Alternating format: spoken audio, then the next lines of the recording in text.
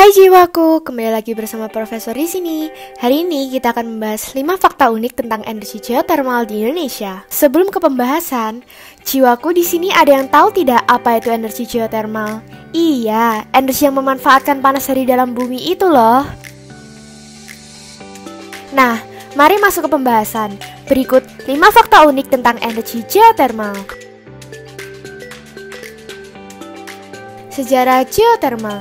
Jadi, energi geothermal berawal pada tahun 1918, tepatnya di daerah Loderlo, Italia, diusulkan oleh Pangeran Piero Cinori Conti.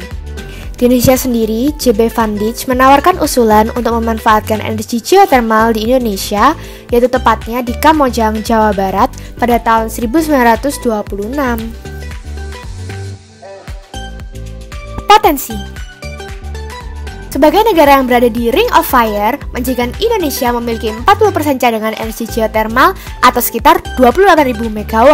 Ring of Fire adalah di mana suatu zona atau wilayah yang banyak sekali dikelilingi oleh aktivitas vulkanik. Dengan besaran angka segitu, geothermal Indonesia menempati posisi kedua setelah Amerika yang memiliki 30.000 MW sumber daya energi geothermal. Energi geothermal di Indonesia tersebar di sekitar 300 titik di Indonesia dari Sabang hingga Merauke. Namun sayangnya, dengan jumlah yang disebutkan, Indonesia hanya memanfaatkan sekitar 8,9% atau sebesar 2.130 MW saja.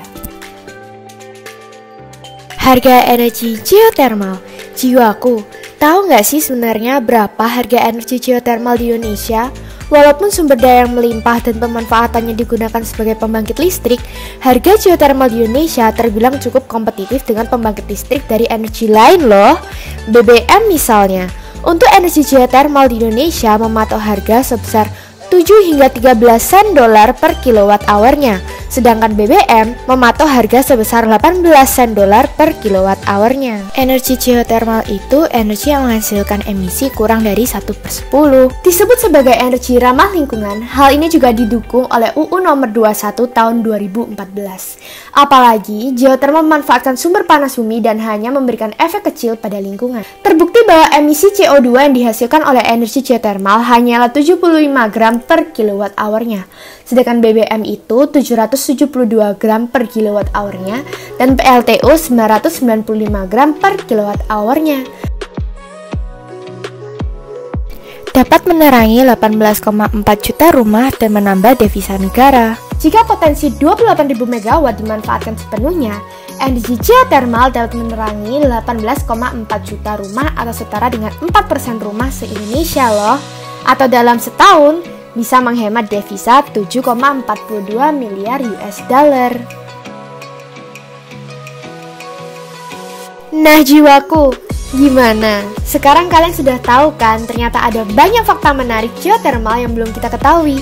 Jika kalian memiliki fakta yang lain, boleh komen di kolom komentar ya. Sampai di sini dulu ya pembahasan kali ini jiwaku. Buat kalian yang ingin mengetahui lebih lanjut mengenai energi dan teknologi, stay tune terus di Jiwa Learning ya. Jiwa Learning, fill your mind in 5 minutes. Jangan lupa untuk follow sosial media kita juga. Like, subscribe, dan nyalakan notifikasi supaya kalian gak ketinggalan video-video terupdate kita ya.